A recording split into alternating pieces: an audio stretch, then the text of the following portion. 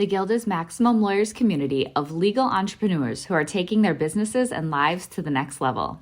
As a Guild member, you'll build relationships, be held accountable, and learn strategies specifically designed to get you unstuck and accelerate your plan for growth.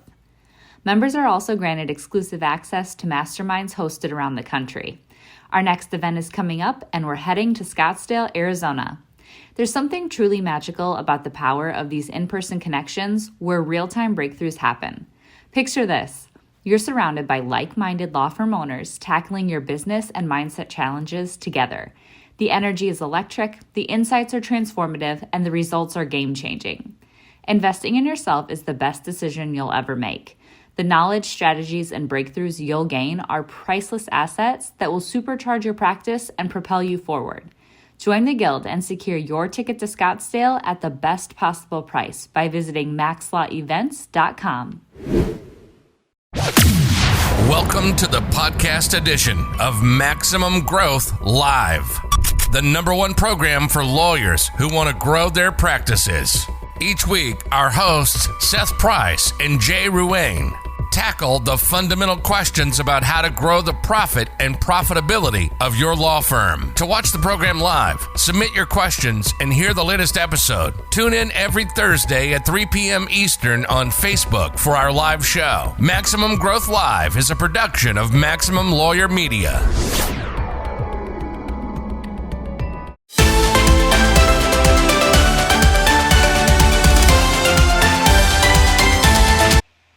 Hello, and welcome to another edition of Maximum Growth Live. My name is Jay Ruane, the CEO of FirmFlex, your social media marketing agency for lawyers, as well as managing partner of Ruane Attorneys, a civil rights and criminal defense firm in Connecticut. With me, as always, my co-host, but my good friend, Mr. Blue Shark Digital, your SEO for law firms, pay-per-click for law firms, as well as managing partner of a DC, Maryland, Virginia, South Carolina powerhouse law firm with over 40 lawyers, Mr. Seth Price. There he is, folks. Seth, I see you back at home, back in Maryland. You're no longer down in Florida. And I just want to check in with you. How's your week going this week? It's going okay. I always feel like in life and business, 2 steps forward, 1 step back. I've been struggling with intake, which is one of the things I'm most proud of. And, it's a constant, we've been working with the overseas teams, building those up in anticipation of some future work, having some management issues, having to make some changes there. It's definitely, a continued challenge and one of those areas that essential to everything we're doing and trying to maintain, we're sure talk today, make sure we maintain the culture of that group in a remote environment. It's definitely, I feel like I'm seeing some of the pulls and tugs that have taken place during COVID. It's great to say everything's great remote and certain things were like less drama and a cohesive team, but I'm seeing inefficiencies, particularly within that group that I need to figure out how to address. And it's just been a bit of a frustration. Yeah, one of the things that's been challenging for me recently is as I sort of step back from being in the day-to-day management of the lawyers and the staff, is knowing that I have good people in place and still being close enough to the day-to-day that I can see the issues arising, and the managers who are perfectly capable, and that's why they're in these roles, are making decisions, and it's not necessarily the decision I would make at that time. Perfectly good decision, justifiable. It's certainly an approach, but I would have approached it a little differently or maybe a lot differently, and I have to recognize that everybody has their own way of looking at something, and I shouldn't insert myself into everything. And that's been a struggle for me, is that I need to insert myself when it really matters, but on some things I can just stay out and let the managers do their job. Let the people I've hired do their job.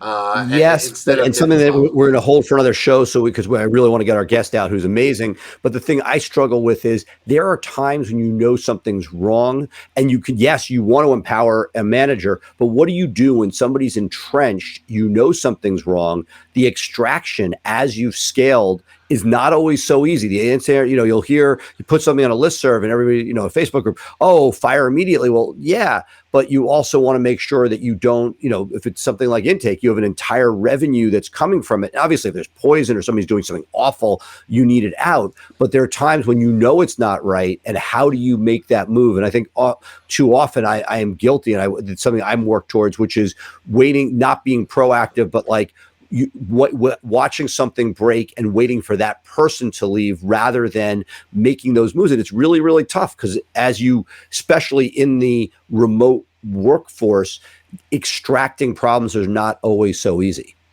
You're right. And one of the things that I think I'm at a point now, my team number's about 20. So, we are big enough that everyone has a role. There's not really jack of all trades players. Everyone knows what they're to do, and that's their job, and they somewhat stay in their lane. But what my plan is for 2021 going forward is we are going to start to search for utility players. And try to cross-train one or two people that we can add to staff that don't have day-to-day roles.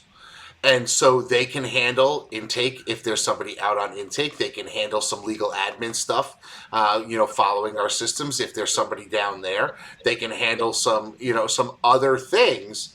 Because I think I'm at a point now, Seth, where I need to have like two solid utility players who can fill in for people or bridge us, which is probably more important.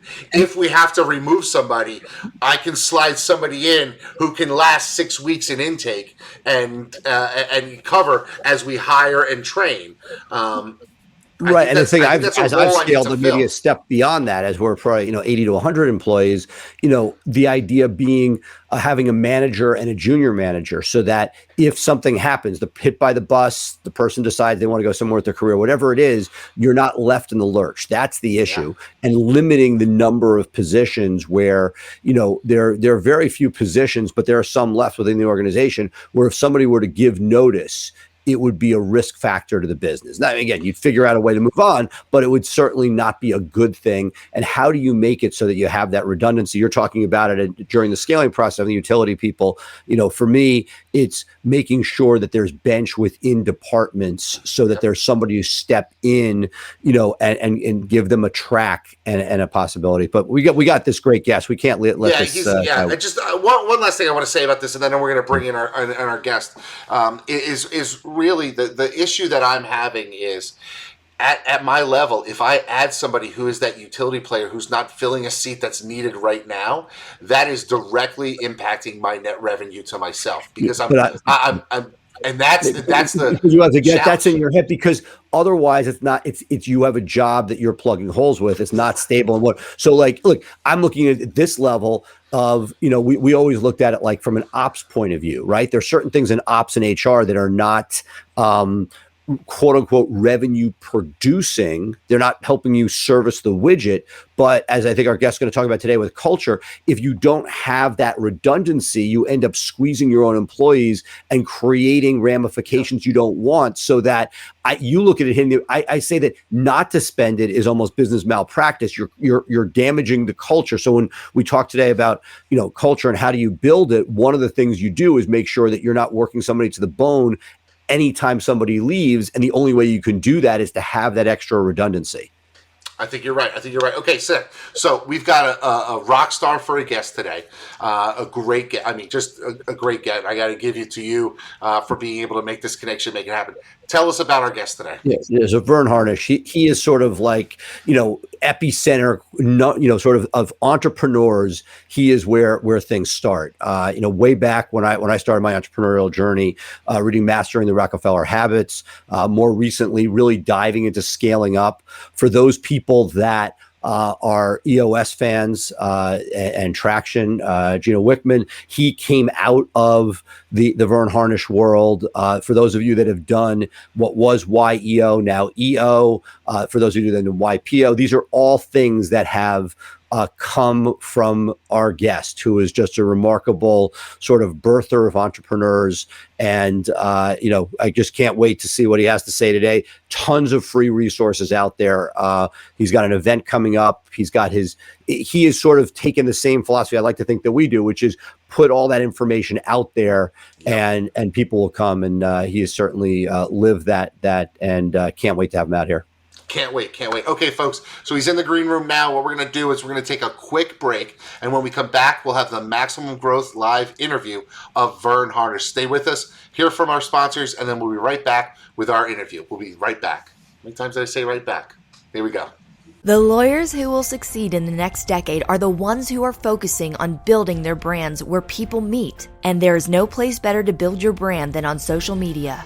With the FirmFlex DIY social media plan, hundreds of lawyers like you are using social media to build their brand and become the one lawyer in their community that people know, like, and trust. By spending even just 5 minutes a day on social media marketing, you can engage with hundreds or thousands of people in your local community who will need your services. By cultivating a network of followers, you build a book of business that you can market to the next decade and beyond.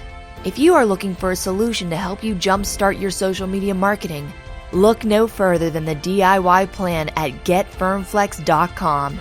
The DIY was created by a small firm lawyer for people just like you, helping you connect with local people online and build your brand and engage people in the topics they want to talk about, all for under $100 a month. To find out more, visit getfirmflex.com. In this world today, if you want to grow your business, you want to grow your firm, you want to take on more cases and make a bigger impact, you have to have a digital blueprint. Statistically, throughout the time that we've been working with Blue Shark Digital, our law firm, the Atlanta Divorce Law Group, grew over 1,400%. Seth and his team have years of experience in this area. Blue Shark is truly a part of the firm, so I don't consider Blue Shark any different than the employees in my office. We are honored to have Verne Harnish here today, Mastering the Rockefeller Habits and Scaling Up, two seminal books in my business career. Welcome. Thank you for being here. Glad to be here, Seth.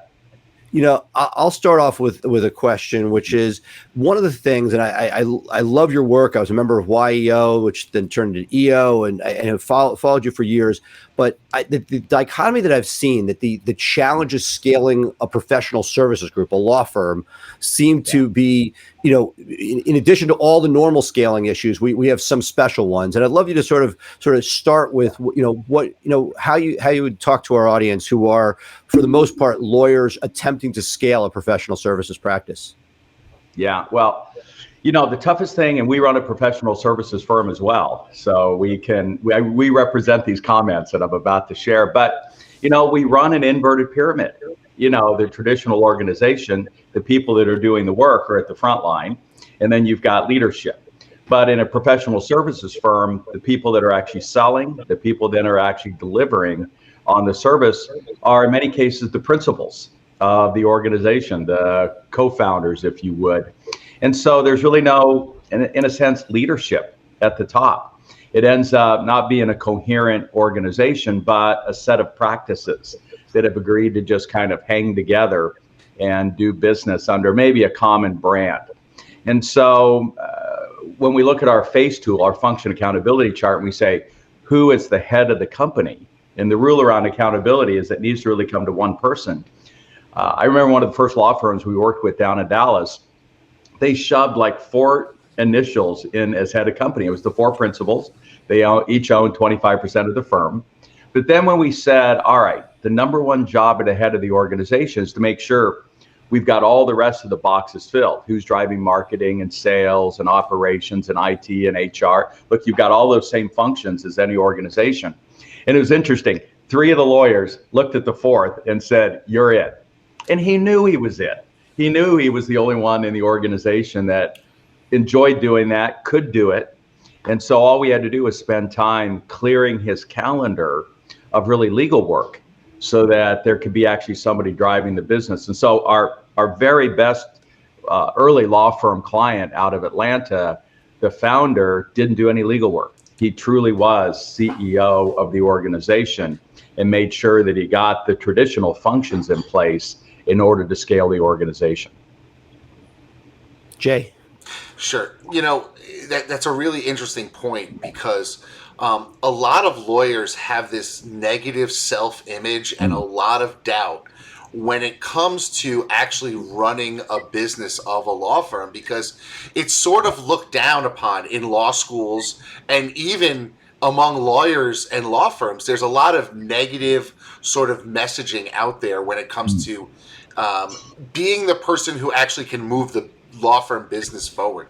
How can lawyers sort of understand, those who are more entrepreneurial mindset, that their role truly is important? What would you tell those lawyers that are struggling with that negative self-image?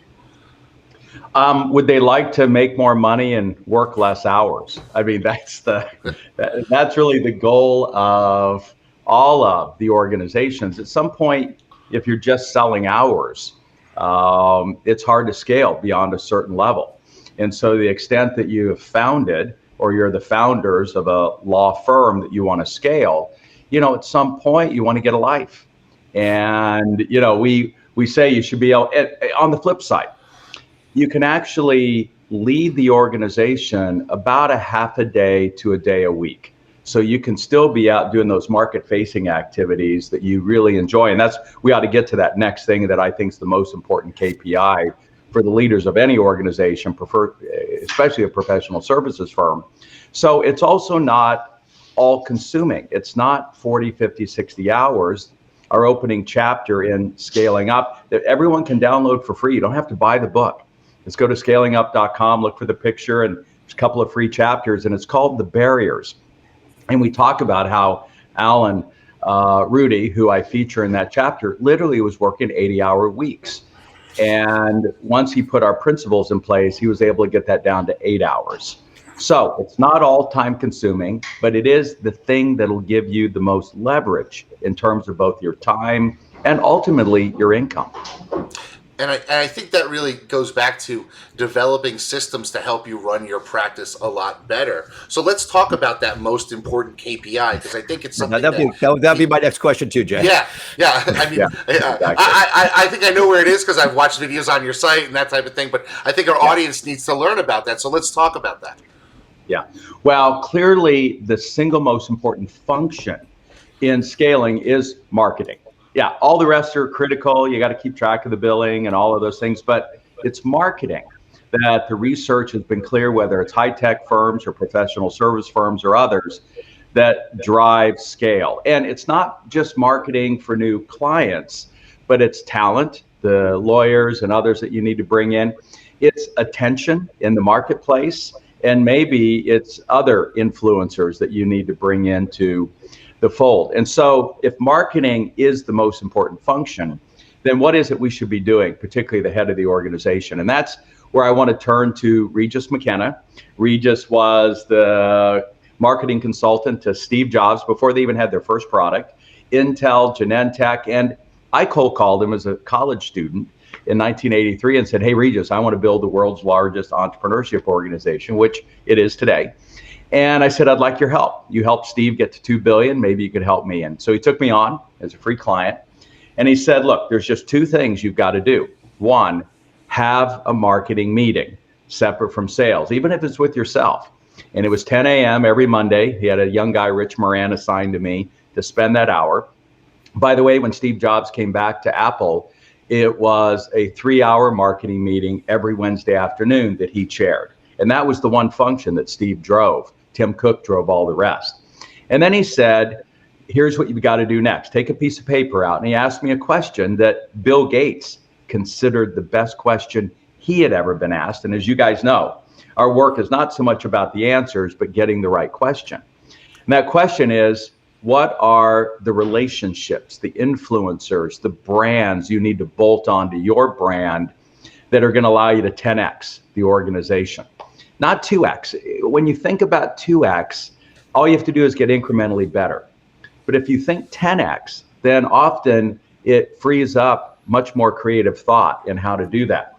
And so I took a piece of paper out, and look, I was young, dumb, and broke, as the song goes, in college. And I wrote down President Ronald Reagan. I'm going to have him be the first president to utter the word entrepreneur. But by the way, I did, and got invited to the White House. And I said, look, I want Steve Jobs involved, and I want Michael Dell and Inc. magazine. And it was crazy. Working that list, Jay and Seth, for an hour every week. In 36 months, we were global. And I had hosted the first public speech of Steve Jobs after being fired from Apple, with Michael Dell and Mark Cuban sitting next to him, and Inc. magazine covering it. And so for the law firm, generally most industries, local or whatever the geographical spans of the law firm, there's probably 100 to 250 people that are key.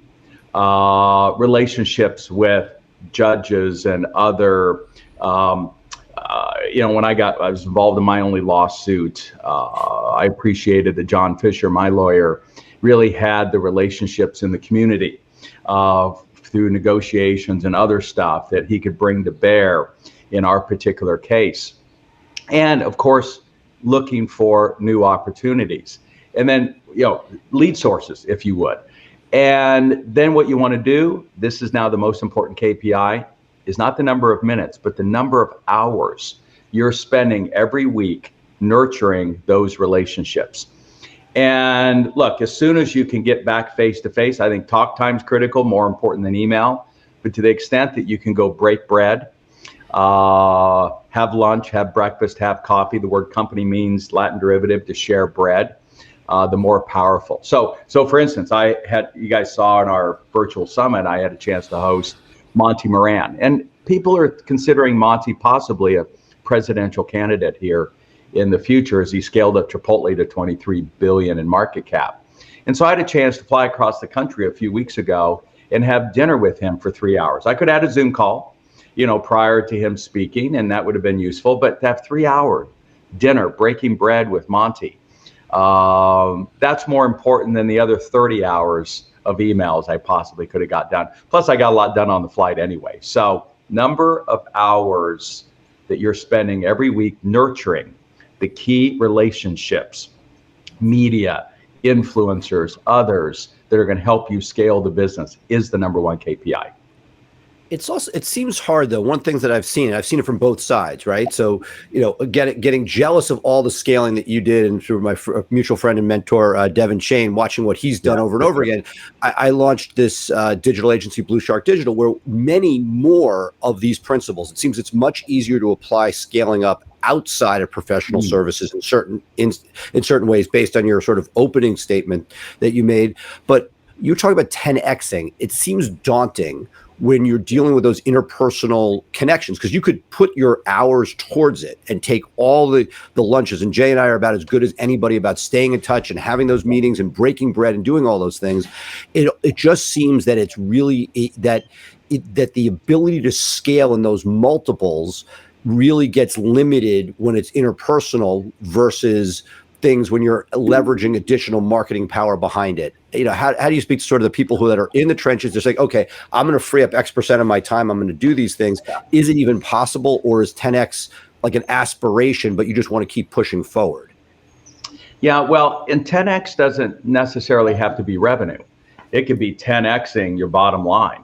It could be 10Xing your reach. It could be 10Xing whatever your purpose is, in terms of if you're a personal injury law firm or whatever it might be, criminal law firm, where just the amount of justice that you've brought. Look, at the end of the day, you want to bring justice. I was going to be a lawyer, and it's a space that I dearly love.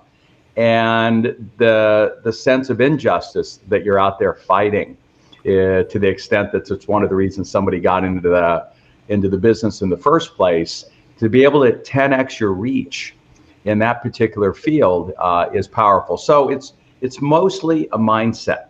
But if we even go back to your individual effort, your ability to attract in the right next lawyer who is going to be able to, that has the talent, that's going to be able to further the goals of the firm, what a multiplier effect for me.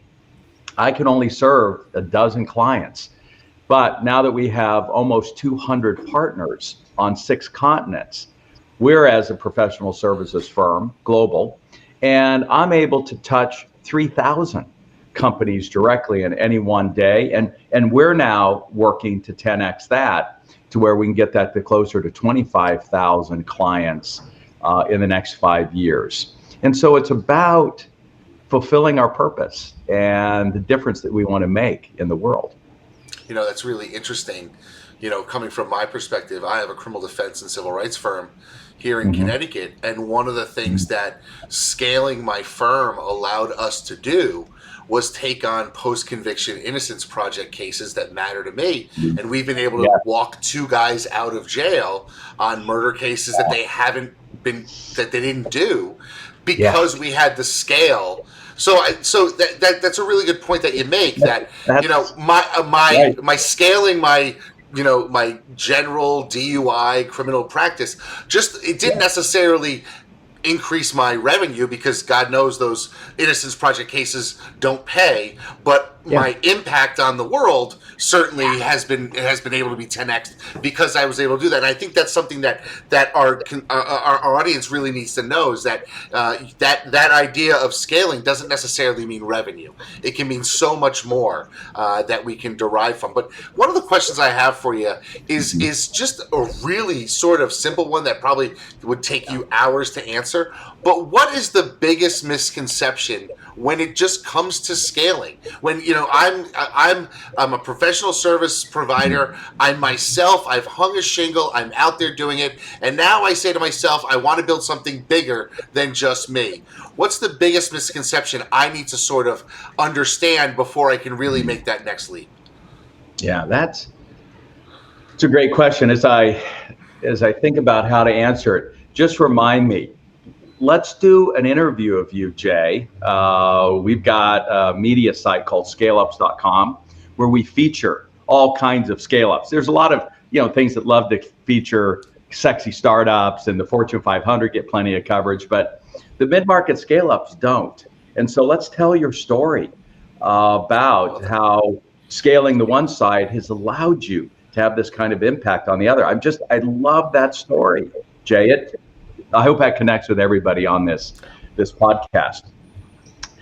Back to your question. I think it's believing that everyone is your customer. And that's the biggest misconception.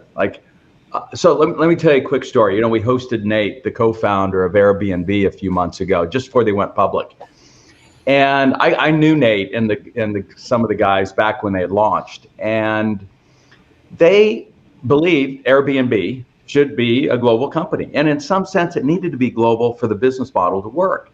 But they never could get it to work. I mean, folks don't realize they stumbled for 5 years with essentially zero revenue. And they finally talked their way into Paul Graham's Y Combinator. They're still flailing. And finally, Paul came along and said, look, who's your best customer? And they're like, well, everybody, right? In some sense, if you're VRBO or Airbnb or Lynx or any of these folks, it's everybody. Paul goes, no. Where do you have the most customers? And at the time, they're in Silicon Valley. They said, well, New York City, we have 20 beds. Think about it. After 6 years of business, they got 20 beds in one of the most lively cities in the world. And Paul goes, all right, pack your bags. You're moving to New York. And you're going to stay till you 10x New York. And they did. They literally lived with those customers, which you could in an Airbnb model, to figure out what wasn't working. They fixed it. They then took it to 200 beds. And then it finally took off. And so we have what's called the 770 rule. You don't want more than 7% of the market. You want profit share, not market share. And if you think about Amazon, the wealthiest guy on the planet, one of the top market cap companies in the world, they only have 2% global market share of retail. 2%. IKEA's only got 7% global market share. So what you want to do is you want to say no to more opportunities than yes. And that's what's counterintuitive. You want to find the best. That's the theme of our show. We go back and forth. Okay. We talk about idea quarantine, where Jay comes up with a genius idea. That's a great idea. Let's put it 2 to 6 months and then decide if it's still a good idea. Yeah. So that is the misconception. If I'm going to scale big, I want the market. No, you want to think profit share, not market share. That's such a huge revelation right there, because I see so many people saying, I want to own it all. And and gosh, that's not necessarily the way to approach it. It's really not. I mean, I'd love to have Amazon's market share of 2%. But let's talk about that, because as you start to scale up, I've been very successful taking my practice from $0 to 7 figures, mid-7. I'm doing okay, but I'm starting to think that maybe I've exhausted my abilities at this point. And while I can be a visionary and say I want to get into there, as my staff has grown, as my marketing has grown, maybe I'm not the person who can get us to that next level. And what level of sort of self-actualization, self-realization should an entrepreneur get to when they say, okay, I've gotten us this far, but I can't make us to that next level? When does the entrepreneur have to say, let me bring in people for more things so I can focus narrowly on what I am best at? Yeah.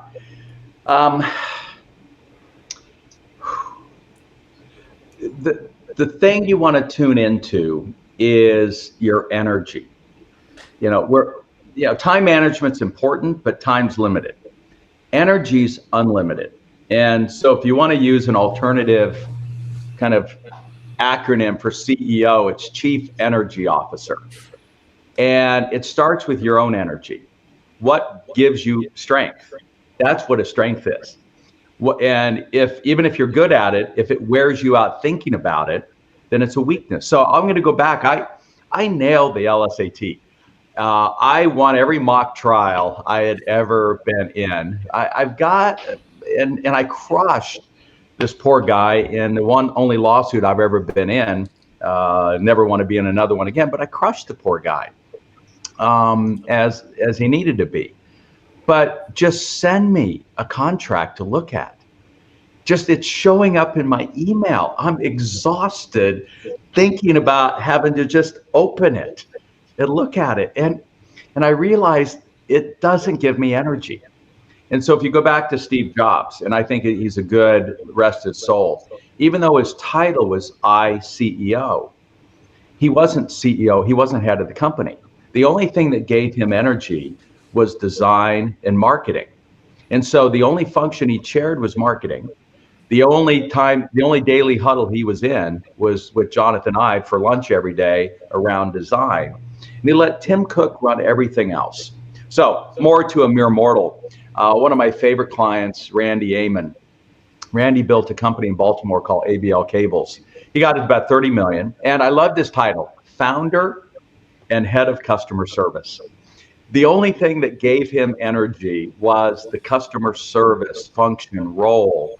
And so he brought in a CEO and a CFO and COO and folks to run all those other functions so he could stay focused on the customer service side, to the point where, even though he was founder, he essentially took a year off from his company and, together with a young IT person, built out his industry's first automatic online ordering system that saved him millions, that he then showed at a trade association, and a $2 billion company, Jay and Seth, came along and said, look, if it saves you millions, it's going to save us hundreds of millions. Bought his company for $1 gazillion. And here's what's beautiful. Most entrepreneurs don't last very long in, quote, corporate world. Today, you can look him up on LinkedIn, Randy Amon, A-M-O-N.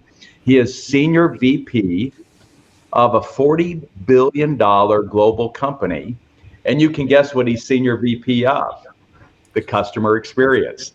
So he really stuck to his knitting. So Steve Jobs stuck to what he loved, marketing, which is very analytic, and design, and Randy stuck to customer service. So Jay, that's what I would suggest for you. What aspect of the organ? For me, I'm not head of the company. I used to run marketing. I don't. The only thing I love is to hear myself talk, as you guys have learned here on this particular broadcast. I love the R&D side of our particular business. Well, we love hearing you talk too. Tell the audience, you got a great event coming up in April that is not only, we've heard you talk many times, but can't wait to hear what goes on here. Tell us a little bit about that, but also free, which is also good. Yeah, it is. Our way of kind of giving back to who we consider the first responders of the global economy, the Scaleups. You guys are the ones generating all the net new jobs, all the innovations, not the large companies, it's not the startups. So to support you, again, April 22nd, 90 minutes, it's free. We've got 4 outstanding author gurus with latest books, including the iconic CEO, Alan Mulally, who turned around Boeing, then he turned around Ford, and he's going to be there for 24 minutes, kind of sharing his latest wisdom, along with sales and marketing and relationships. So 90 minutes, April 22nd for free. Just go to scalingup.com and you're going to see the link at the top to register. Let me ask you one other question, because a lot of people here, I'm a big fan, have followed you for years, but for those that don't know you, and that event sounds awesome, you've done both for the John Fisher Mastermind, and I've seen other ones online. What's the best place if somebody wants to sort of get, unadulterated Verne and the scaling up all laid out for them in what do you recommend as a starting point for people who have never really touched you before? Yeah, just go to scalingup.com. And by the way, we had to change the name of the firm. And some of your listeners might want to do the same from a branding perspective. You know how important branding is out there. And I see the clever billboards and those kind of things. But we were called Gazelles, but nobody could spell it. How many Z's, how many L's, was there an S at the end? So we made it very simple. The book's called Scaling Up. Our job to be done is to help you scale up. And so just go to scalingup.com and you're going to see a picture of the book. And next to it is a whole bunch of free links. That barriers chapter, a free chapter on how to run strategic planning with our one-page strategic plan, and all of our growth tools. We're an open source company. Folks can use our stuff for free. And we tried to make the book very how-to. Now we've got all support services and we support, $100 million to $1 billion companies, but we're really there to support folks as inexpensively as possible. So scalingup.com. Jay? So I want to follow up with something that you talked about a little while ago, and that is your energy and finding what it is that you love and sort of doubling down on that as you begin to scale to whatever extent you want to scale your organization, right? It sounds to me like there is a great deal of sort of introspection and self-analysis that's necessary before you begin the journey of scaling, because we as lawyers and as business owners, you can waste a lot of very precious money and time if you haven't had that sort of self-actualization. How important is that in sort of making your way throughout this journey and having honest conversations with yourself? And how do you extract that if you aren't necessarily in therapy? Therapy can certainly help you get there, but not everybody is saying, I'm ready for that therapeutic level there. So let's talk a little bit about that, if you don't mind. Yeah, Jay, it's a super important question. Thank you. And it leads to, if you go to the very last chapter of Scaling Up, my book, it's called Next Steps. And one of the top 5 next steps is to put in place a routine that when I cornered Jim Collins, the iconic, studier of us, Jim Collins, I said, look, you've spent 25 years studying great companies. What's the one thing that us mere mortals should do that's going to help us scale the most? And he didn't hesitate. He said, set up the council. Don't call it the council, but he labeled it the council. And it's a 1-hour meeting, different than your operations meeting, your executive team meeting. It doesn't involve all of your founders or anything like that, but it's for you to have an hour of talk time. Because here's what's important. You said an interesting term, self-talk. What we found is you can't think your way through any of this. And we can actually look at the brainwave scans. The more you try to think your way through, the more it upsets your stomach. The more you lay awake at night or the like. We're a being that was designed, Jay, to talk our way through this. And so you've got to have the talk time. And so that's why the forums of, where you have small group of lawyers that are able to meet together in a safe place where you can share your darkest moments and secrets that you don't want to share with your other partners or your spouse or anyone else. You need that safe place, like every EO member has with their forum or YPO in their forum, where you can talk out what it is that you're facing. And so every Monday morning, 9 a.m. to 10 a.m. is my council. And it's the CEOs of our 4 major companies. And it's a safe place for me just to put out on the table, here's what I'm wrestling with. Here's what I'm struggling with. I'm trying to figure out what we're going to do next. And 90% of it, again, is just getting it out and sending the vibrations to the world. So you need that small, safe group of fellow lawyers, fellow associates, and that hour every week where you can talk this stuff out.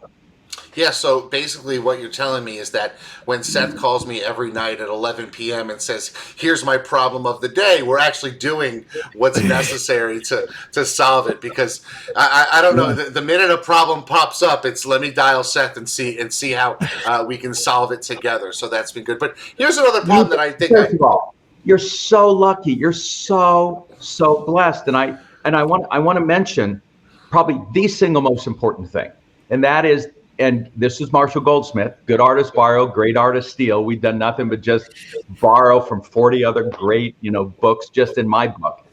And the power of having a peer coach, not a mentor, not an advisor, all those things are important. But if you can only get one thing, and that is a peer coach, accountability partner that you can communicate and talk to every day. And so I just love the fact that the two of you have that. It's powerful. Yeah, it truly is. Now, one last question I want to sort of talk about is a lot of people, as they start to scale, they will see their competitors mimic them. And it gets very frustrating because you're saying, hey, I came up with this idea, I researched it, and I started doing it, and 3 months later now 4 of you guys are doing it. And how can an entrepreneur deal with people that are basically just mimicking them? Or is that something that they should just ignore and say, you know what, there's always going to be people who are following me, but I'm still leading the pack? Yeah. I was just the other day, rest his soul, talking about Herb Keller, the iconic leader of Southwest Airlines. And if you think about it, starting with Michael Porter's famous article we encourage everyone to read called What is Strategy? Michael Porter lays out Southwest Airlines strategy down to like the interview question that differentiates them in hiring people than everyone else. And so we had a chance to host Herb at a YPO event in Aspen. And we asked him this question. He goes, look, everybody knows exactly everything we do, but the reason they can't fully copy us is because of the secret weapon we've got called culture. And it really is a thing. And it really does matter. And that was always their secret weapon. And so there's a book that just came out, I highly recommend folks read, called Culture Renovation, by Kevin Oakes, and we just hosted him on our February 24th summit. But I think he got the word right. It's not culture change. You don't want to just change everything. There's a lot you want to continue with, but you often have to continue to renovate it as you would your home or any other place. And if you can keep that culture strong, that is a competitive weapon that is very difficult to copy. And then we also like to think it comes down to execution. And that's where we think we've had great strength. We, in the crisis, a woman that runs one side of the Canadian government emailed and said, look, we're working with Scaleups in Canada, but it seems like those that are practicing your tools are crushing the market versus the other Scaleups. And we're like, yeah, we see the same thing. And so we just won a significant contract with the Canadian government to both test our stuff in the Northeast and then move it across the rest of the country. So we like to think our tools, Jay and Seth, have been really a competitive advantage, because you can have a great idea, but if you can't get everyone aligned and executing on it, then, you know, it's at some level it's worthless. Now, I'll make my final question. What are some of the things when companies come to you, and they come through a lot of different funnels, I'm sure, right? Through the YPO or EO or just watching your stuff, and they come and okay, you get it. You get that culture is so important. What are some of the sort of, I don't want to say easiest, but most impactful early first steps that can push companies in the right direction when trying to improve culture? Yeah. Well, the first is to truly discover your core values. A lot of folks kind of did it amateurishly, and they end up with kind of this honesty, integrity, teamwork, customer service. They were exactly Enron's, core values. That didn't turn out so well for them. And so, I'll tell you a quick story. One of the guys that endorsed my book, Scott Fuqua, they had 50 employees when they first came to my workshop in Sydney, Australia in 2005. And we educated them on Jim Collins' Mars mission exercise, a discovery of the right core values. Today, they're 3,500 employees worldwide, market cap close to 60 billion. And I had a chance, and Scott and I have stayed close, and I had him at an event a year and a half ago in Vegas. And he said, look, a lot's changed from 50 employees to 3,500, but what hasn't are the 5 core values that have been at the heart of our hiring decisions and everything. And the way to think about it is you're playing a game, and all sports, all games have a set of rules. And look, most of the arguments occur over somebody violating the rule. And this is your rule book. And these are the boundaries. And without boundaries, people don't even want to play the game. And so that's how powerful getting the right 5 core values. And I would encourage you to Google Atlassian core values and see how they're phrases, not single words, how they described them in a paragraph. And they've got a cool video of how they express those. And you'll see it's on their recruiting page for the next talent that they want to bring in. So alignment around a set of really properly discovered core values is at the heart of a strong culture. Southwest has them as well. That's awesome. Well, look, Verne, thank you so much for your generosity of your time. Honor and privilege to have you here. I hope I will certainly be there in April, getting my fix. And really, thank you so much. You bet. Seth, Jay, you guys keep doing your important work. Thank you so much, Verne. And folks, we'll be right back with more Maximum Growth Live. Hey, it's Becca here. I'm sure you've heard Jim and Tyson mention the Guild on the podcast and in the Facebook group. The Guild is this perfect mix of a community, group coaching, and a mastermind. Guild members get so many benefits, including weekly live events and discounts to all Maximum Lawyer events. Head over to MaximumLawyer.com/the Guild to check out all the benefits and watch a few testimonials from current members. So head to MaximumLawyer.com and click on the Guild page to join us. Now, let's get back to the episode. Wow, Seth, I mean, these interviews, they keep getting better and better, and there's so many takeaways. I can't wait to sit back and go I'm going to get a transcript of this one and rock through it. But one of the things that you always say is that you do what you love, right? And if you don't like to write, don't try to write a blog. If you don't like to do videos, and I think Verne talked a little bit about that, about your energy. The energy is finite, and so you find the things in your firm as you start to scale that you love and go with those. What were your takeaways? No, it sort of, I was living it. I got the family to Florida this winter, and, staying here is fine, but it's kind of depressing. My friends in the Northeast don't really leave their houses. Getting a coffee takes an act of God. Slowly as the weather warms, people are going outside. But being in Florida this winter, I felt that energy.